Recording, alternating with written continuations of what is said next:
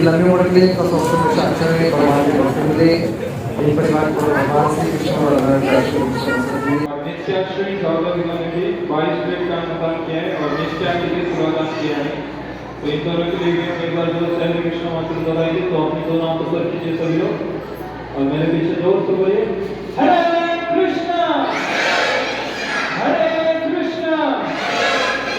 कृष्ण कृष्ण हरे हरे हरे राम राम राम हरे हरे। कृष्ण गोविंद हरे मुरारी नारायण वासुदेवा श्री कृष्ण गोविंद हरे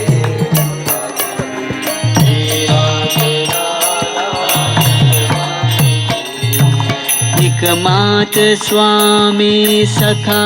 हमारे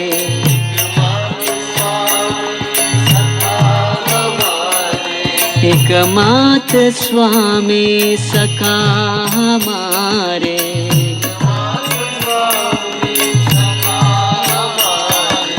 हे नाथ नारायण